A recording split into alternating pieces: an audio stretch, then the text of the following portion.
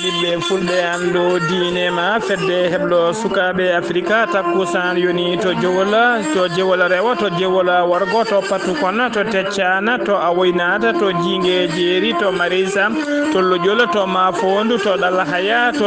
hudallayi to sincan jakiri to agrisa to jokkudi to bokkulo ko on takkusan juula ha e nder galle elhaja oumar de ha to galle alpha demba sy to lexeba guural yere ko taari ɗum kala ene jeeya e gardini kabaruji men to leydi sénégal ma en kal kay gonka leydi ɗi tuggi kay ko ousmane sonko nanga faade ñalawma hande o to leydi mauritanie ma en ketto robino musidɗo men seydi men hammadi keneme to leydi mali fedde m5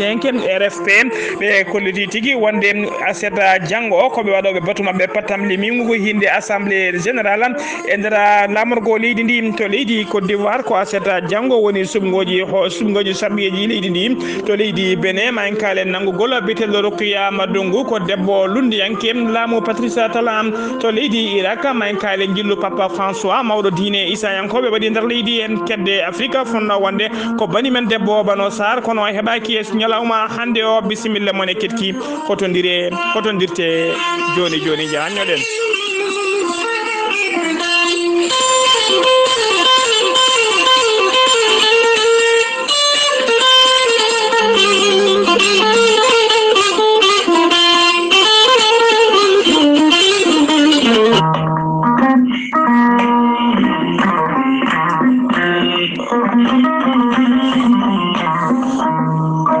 wadi kodon tedo golli koro sa ramadan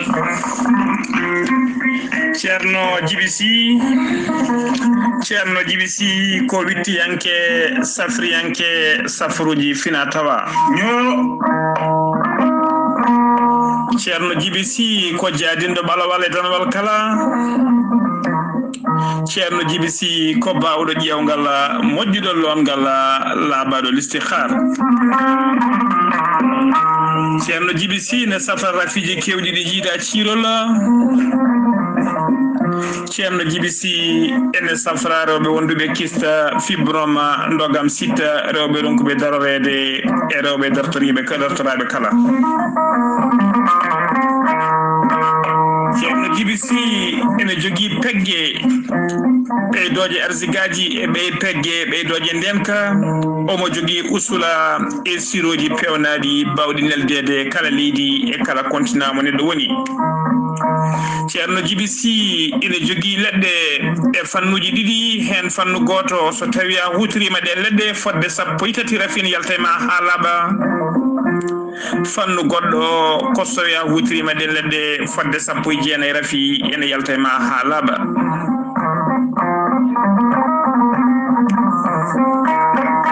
ceerno jibisi ne yawrani ɓen waddaɓe korte wonduɓe dabaruji e wonduɓe rafiji goɗɗiɗi doctoreɓe gandi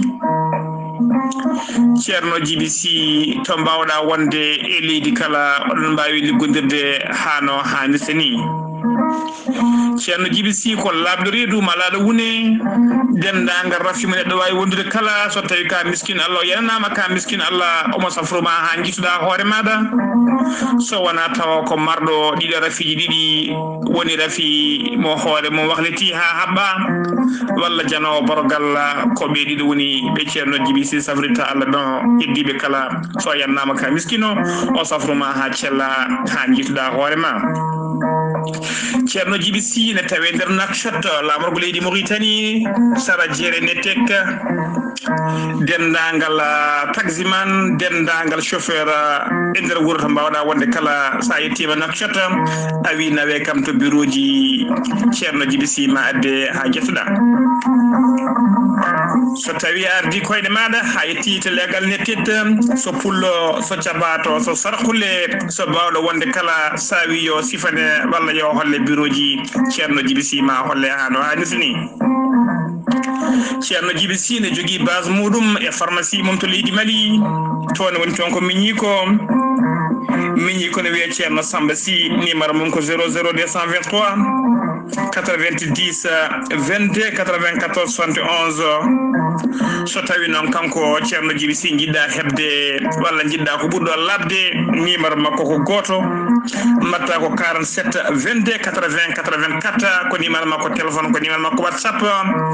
Ceerno Djiby Sy non wiya kilineɓe mumma noddoɓe mo e kala saaha walla waɗaɓe message uji omo leela jabtade wona anje walla salade jabtade mo ala ko hewrede yo jomum wallitoro muñal tan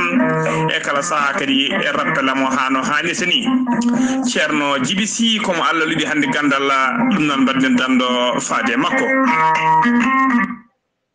Kettode kaburuji mon e demgal Pulaar Afrique, Asie, Europe, Amérique, Moyen-Orient, Océanie. jam nyalle mon musibbe tedduɓe heɗen gone aljuma joya lewru marsa woni lewru mboy hitande ujunnaji ɗiɗi e nogas go kabruji men e demgal Pulaar ɗo e sawta he ko musidɗo mon sehil mon Ghali Abouba to karallagal to ko musidɗo men sehil men miñi men Saydou Abouba ko adi kabruji men noon dendagal jayde weltare ɓiɓɓe fulɓe andu diine ma e weltare TV e dendagal hettiyankoɓe mum kala eɗen denda eɗen ɗo andu ono musidɗo men sehil men Amadou Dia Pullo jaydiyanke labtuɗo golle labɗo reedu moƴƴuɗo ko fewnata caggal kay jaltugol aduna goto e bandiraɓe makko rewɓe jaltuɗo aduna to wuuro men Triyemmi eɗen kala eɗen denda eɗen mbiya yo Allah yurmomo yafomo harnamo aljanna kanko e dendagal mayɓe julɓe kala kabruji men e ɗemgal Pulaar to leydi Irak puɗotoɗen ñalawma hande o Papa François ko mawɗo diine Isayankoɓe o waɗi jillu makko e nder leydi he jillu makko noon tuggi kay ko mboroso coronavirus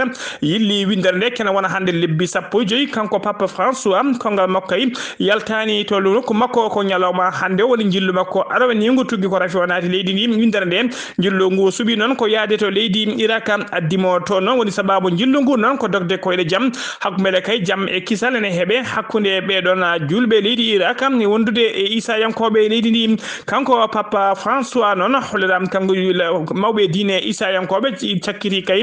sakkiɗami gaddulol mum cakke walla sakkede mum yiɗinode kay arde nder leydi he wonno ko 1999 e ngan sanga noon ko biyetenoɗo Papa Jean Paul II kañum tigui ardino diine Isayankoɓe ha joni kabruji men e ɗemgal Pulaar se numima to leydi Sénégal se leydi Irak ko to leydi Sénégal paɗen to leydi Sénégal kalen ko fati e mboroso coronavirus Abdoulaye Diouf Sarr ko jagoɗɗo leydi ndi kalfinaɗo ko fati e cellal aade kanko e gollediɓe makko kala subaka eɓe sanga 10 heures eɓe kewi huccodirde e ɓesgu leydi ndi ɓe gandini ɗumen e oɗo saaha joni to mboroso yarata e nder leydi he ɓe kolliri tigui e nder waktuji nogas nayyi cakkitiɗi ɗi e nder jokli leydi he kala ko ujunnaji ko leydi ko ujunnaji ɗiɗi e capanɗe jeetato e yimɓe jeenayo kolkisono e nder mabɓe noon hen temedde ɗiɗi e nogas e goho tawama e jaati ene mari mboroso coronavirus e nder ɓalli mumen so ɗum ɓetama to banggue pourcentage ene holli tigui e nder temedere kala hen sappo piccal capanɗe joyyi e jeetati ko fiɗaɓe mboroso e nder ɓen temedde ɗiɗi e nogas e goho fiɗaɓe hen capanɗe jeeɗiɗo e joyo koko wiyete contact suivi woni memdirnoɓe e wonduɓe rafi o temedere capanɗe nayo e jeegomo heddiɓe kala koko wiyete ka communautaire woni ƴettuɓe mboroso tawa kadi hay goto men anda to ƴetti rafi o ɓe kolliri kadi e nder ɓe cellano ɓe temedde ɗiɗi capanɗe jeenayo e ɗiɗo kepti cellal mumen hano hannirta ni paati galleji men capanɗe nayo e joyo no tampini sanne ma ballite to banggue fofago tawi to hôpital principal mo Dakar ha to hôpital mo Fann e nder ɓe cellano ɓe kadi tuggi ñalawma hanki faari ñalawma hande o ko yimɓe joyo kawri hen ladial leydi Sénégal tuggi ko mboroso yilli leydi ɗi faade oɗo saaha joni eɓe jaare 35 ujunere ene fawi temedde nayyi capanɗe jeegomo e yimɓe jeetato winditiɓe doggol coronavirus e nder ɓen noon hen temedde hen capantati ujunere e temedere capantati e goho temedere capanɗe jeetati e goho kepti cellal mumen hano hannirta ni temedde jeenayo e yimɓe tato kawri hen ladial tujunnaje nayyi e temedde tati e capanɗe jeetato e tato ko ɗum woni ñalawma hande o ko heddi e juuɗe safroɓe ha joni kabaruji men e ɗemgal Pulaar to leydi Sénégal goppen corona ha laaɓa paten e alhaali Sonko to Sédhiou noon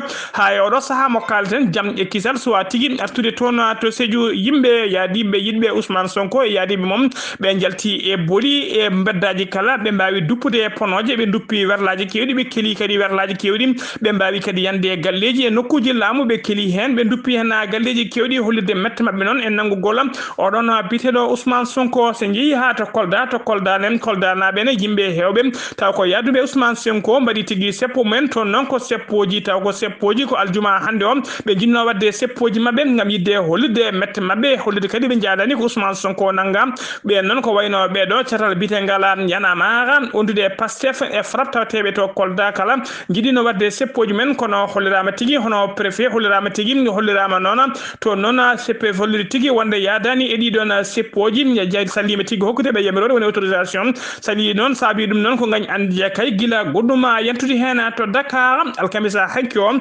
endera seppoji he to Dakar hollirama tigi nokkuji kewdi taw ko galleji radioji e galleji jandi yankoji hollirama tigi dinam janama ko wayno siège RFM woni radio Futurs Médias ton yanama e ko wayno nokku to gollodo odon jande witende Soleil ton kadi yanama be duppi otoji kewdi be tawnon dari ton be mbawi kadi halde otoji kewdi be mbawi kadi yettude doccote jenge be mbawi weddade e yoga e bureauji tawatedi e ndera didon nokkuji jandi yankobe hewbe nder leydi Sénégal ko liri hen tigi metti mo mena de do gede kamtude den feede meda yede hay goto mijunoki ma dum wadda e ndera leydi Sénégal ha joni koy on fanno keddo dena to Parcelles Assainies ton to Parcelles Assainies non koy be no be ton seppo be yadude Ousmane Sonko be non cubi ko mairie Parcelles Assainies be mbawi yande e mairie hebe duppibe keli otoji be tawno ton be mbawi kadi wujjude matériel kewdo gilay ordinateur uji ha e kesuji taw kadi walla siwoji de pobelaji mbatten wondude e sakuji maaro de be tawnode mofta ton dum fof be mbawi yadude hen ha joni koy on fannu keddo den tagal kayde Ousmane Sonko mofta tigi fodde waktuji 49 woni 48 heures e to kasoji e mbadi garde à vue to commissariat ji nyalawma subaka hande onon kanko Ousmane Sonko o wawi tigi yettade to tribunal mo Dakar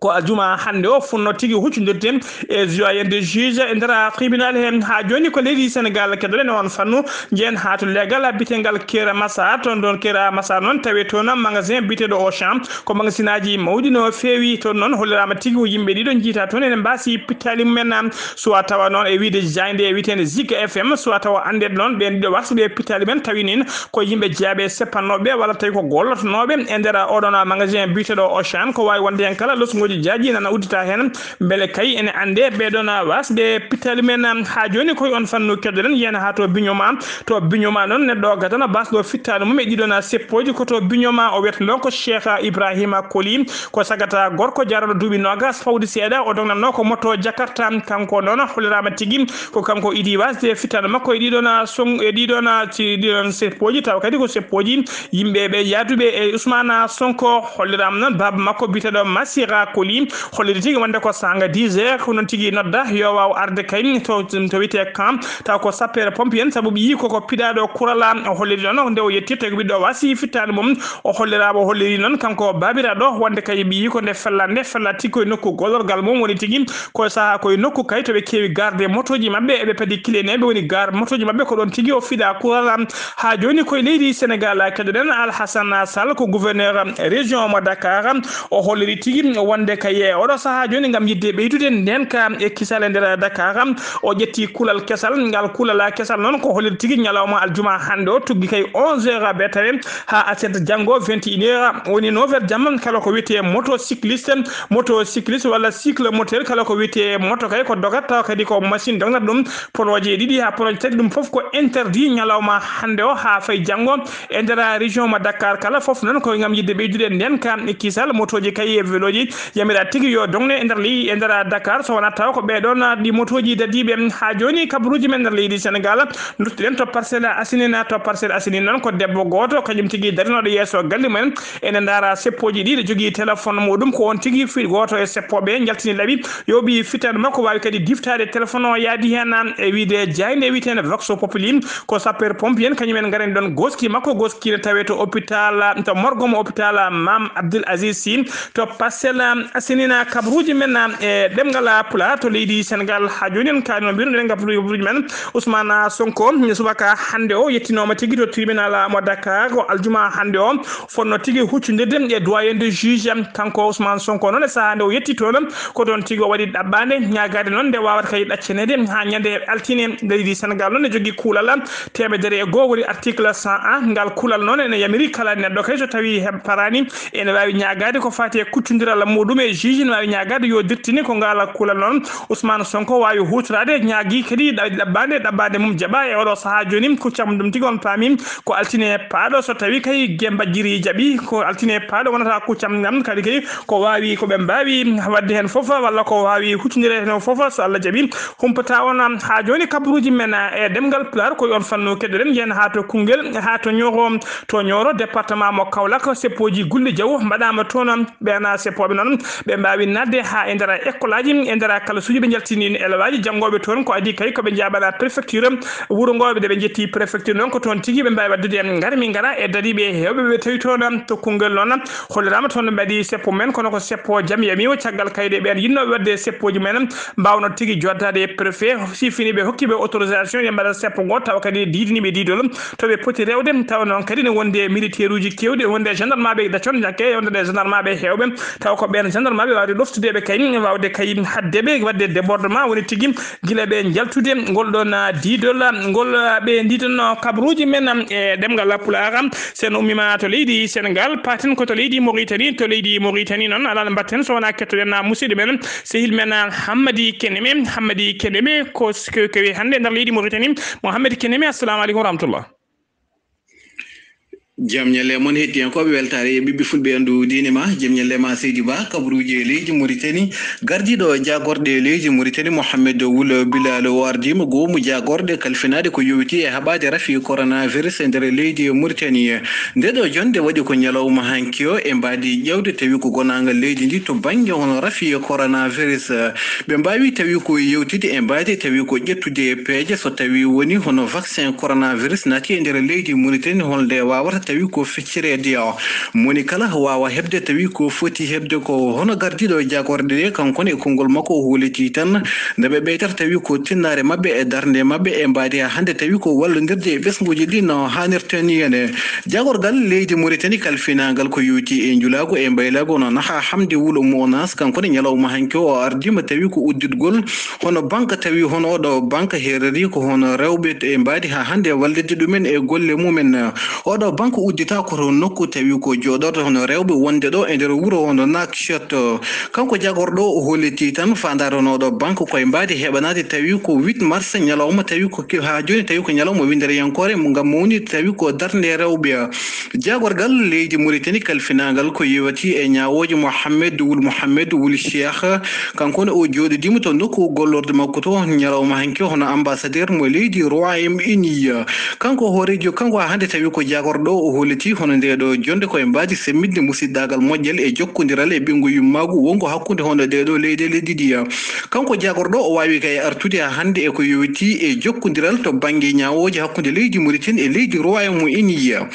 nokku jagorgal leydi Mauritanie kalfinagal ko yewti e cellal aade ɓe mbaɗi kay naɓe gono wadde kala saaha gam haalande guenni rafi coronavirus ɗo yarate nder wertago leydi Mauritanie kamɓe nokku jagorgal ngal ɓe garti kay wiide ñalawma hanki o waɗi no holkiso gam ƴeewede so tawi kay cowmani hono rafi coronavirus ko 1661 innama adeya ɓe kolliti yitira rafi coronavirus ñalawma hanki o ko yimɓe 15 hefti cellal ɓalle mumen kote galleji mumen ko yimɓe 13 ɓe kolliti kay ñalawma hanki o hay goto wasani fittande mum e rafi coronavirus kamɓe jawko jagorgal ngal ɓe garti kay wiide tuggude nde rafi coronavirus naati ɗo e nder leydi Mauritanie winditiɓe doggol wonduɓe rafi o ɓe jettima 17,260 e yimɓe jeeɗiɗi o ɓe kolliti hefti cellal ɓalle mumen koti e galleji mumen ko 16,660 innama adeya heddi e rafi coronavirus tawi kay ko wasɓe pittali mumen ɓe jettima 442 tawi ko innama adeya ɓe kolliti tan e oɗo saaha heddi e juuɗe safroɓe ko 192 innama adeya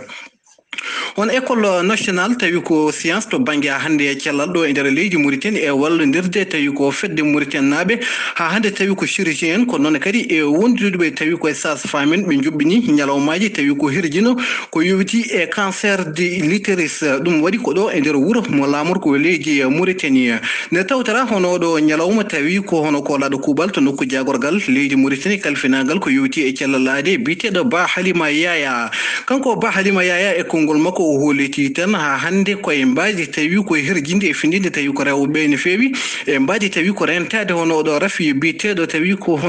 cancer de l'utérus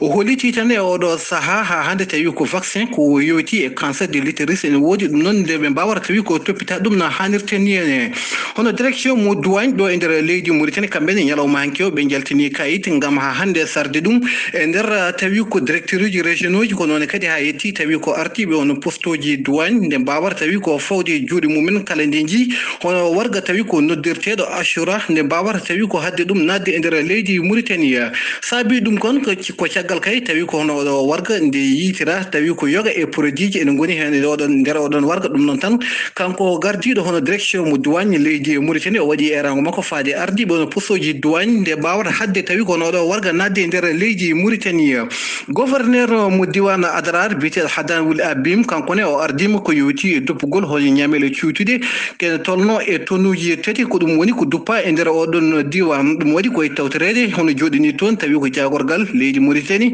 kalfinagal ko yowti e julago e mbaylandi o wawi ha hande kankone ƴettude konngol o holliti tan fandare nde ko ngam rende tawi ko pittali hono ɓesguji ɗi no hannirtani o holliti tan e oɗo saaha ɓe daari darnetinde e nder diwan o e mbadi tawi ko nadde e nder jeehe ɗe e ƴewde tawi ko butikaji kala ko ganduɗa ene vari walla ni moƴƴani ha hande hadde ɗum yeyde e mbadi tawi ko dandude hono ɓesguji ɗi no hannirtani Hammadi Kene men nakshiyata faade weltare ɓiɓɓe fulɓe andudine ma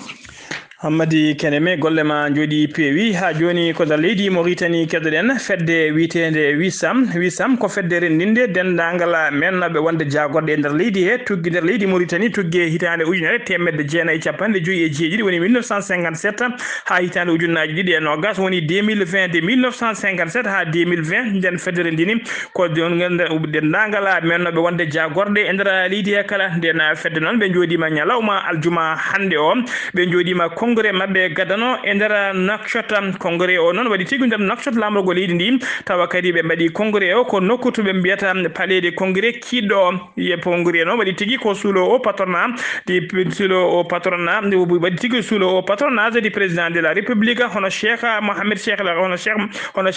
El Ghazouani hoorejo leydi ndi ko yesso teddugal mum tigui oɗon congrès waɗi ardi fedde nde noon e oɗo saaha joni e mbadi intérim ko biyeteɗo ba Bokara Souli ko kañum tigui ardi nde ɗon fedde rendinde ɓeɗon mennoɓe wonde jagorɗe nder leydi he siftinde noon ba Bokara Souli wonno jagorgal kay nder leydi he koye saaha laamu Mawuya Sidi Ahmed Wultaya kanko hoorejo fedde nde woni ba Bokara Souli cande o ƴetti konngol makko kay gam bismade dendagal arɓe tawtorede batungu kala o waɗi tigui cimtol makko taw ko cimtol dottogol woni en bref résumé walla en résumé den tuggi kay nde leydi Mauritanie heeɓi indépendance mum woni jeytari mum ha yetti ñalawma hande o holliri tigui nde saaha Mauritanie heeɓi indépendance mum e ngan sanga ala ko Mauritanie joguino so wona lycée goto on lycée ne tawatno koto Rosso lycée mo Rosso e ngan sanga kadi Mauritanie joguino tigui ko yimɓe jeegomo tawa tan ko wiyete ɓuura ko joguino wiyeteɓe les hauts wiyeteɓe les cadre supérieur ɓuurano jeegomo joguino nder leydi Mauritanie o holliri tigui hay ngan sanga ne Mauritanie heeɓi indépendance mum hay lamorgo leydi ndi e ngan sanga hay kuɓere wotere tawatanoke hen o holliri aspeliri tigui kanko ba Bokara Souli e nder jonde he wonde kay o holliri conseil des ministres woni jonde jagorɗe arwanide wannode nder Nouakchott on conseil des ministres wanno tigui ko lestiliisa e saabu e ngan sanga Nouakchott alano kuɓeje ɗum noon ko hollirtana wonde e oɗo saaha joni Mauritanie tuggi ko heeɓi indépendance faade e oɗo saaha joni wayloji kewɗi mbaɗama hen tawa kadi ko laamu ngu golliɗe ɗon golle kanko Bokara Souli kadi o yetti o mani hono Mohamed Cheikh El Ghazouani hoorejo leydi ndi e darde mum dari kay tuggi kay ko are laamu faade e oɗo saaha joni kañum foof laamu mum foof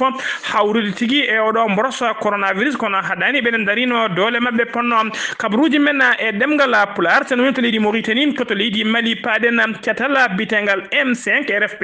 woni mouvement du 5 juin rassemble des forces démocratiques ɓe kolliri tigui wonde patriotique des forces patriotique ɓe kolliri tigui wonde aseta janggo jeegoma lewru mboy woni lewru mars hitande ujunnaji ɗiɗi e nogas go woni lewru gonɗe ndu koɓe waɗɗoɓe battu mabɓe pattam limiwo taw kadi ngo hinde assemblée générale ngona bat non be mbaɗa ɗum tigi hundara Bamako e nokku to ɓe mbiyata la maison des aînés ko toon tigi ko assemblée o waɗata jonde nde noon ko yidde kay jonde nde noon e oɗo saha joni ko yidde oncude kay ko fati e ko yidde oncude e yidde sulinde to haalde toɓɓe kewɗe tawi ko fewani ko moƴƴani e nguɗon laamu transition ardiɓe leydi ndi e oɗo saha joni hono cukkela koye ga mayga ko hoorejo comité stratégique M5 RFP ko waɗi noon natal makko ɓosol woni vidéo e nder on vidéo noon waɗi hen erango faade dendagal yimɓe jeeyaɓe cate yimɓe terɗe jeeyaɓe catala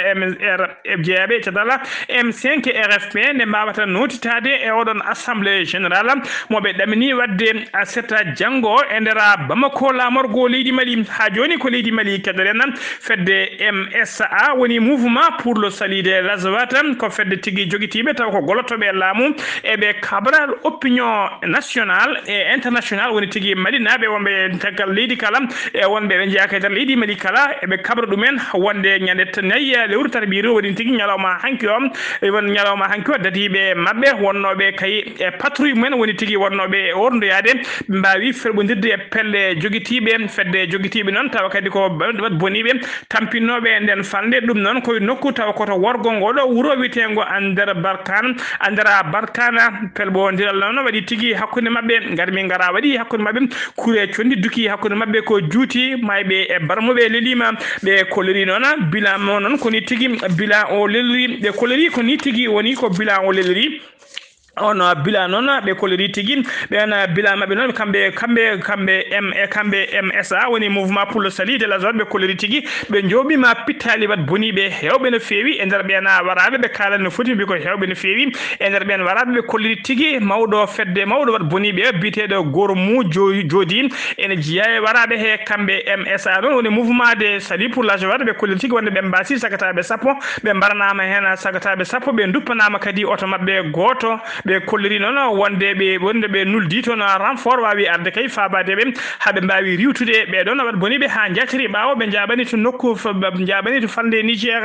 ɓe kolliri noon kamɓe MSA wonde ɓe gandina dendagal ɓesguji guure tawte toon te wonde ala ko woni darde mabɓe e fandare mabɓe so wona kay rende ɓesguji ɗin e ngaluji mumen e jeeyiji mumen e juvade haɓade e falade ɗeɗon pelle ceɓitiɗe tawateɗe e nder ndena falne ko communiqué noon mbaɗaɗo ñanden nayya lewru tata ɓiru hitande ujunnaji ɗiɗi e nogas go tawa sifa koto nokku biteɗo Meneka sifi communiqué o noon ko cellule de communication ngam catala bitegal MSA woni mouvement pour le salut des Lazawat ha joni ko leydi Mali kedenen jeen ha to san noon jangu waɗino toon ñande ɗiɗi lewru marsa gonden ɗum e nder jangu no wanno tigi ko nder jangu no waɗi tigi nder gendarme waɗi tigi ko nder base gendarmerie e gana sanga noon gendarme goto mo martaba adjudant chef biyetenoɗo Kef Sana Dembélé o wawino gagnande hen o barmino hen barmande musto no fewi ko ɗon tigi o nawano to hôpital Niamfankoro Fomba mo Ségou e mbadi évacuation kanko noon ko hanki noon o yalti aduna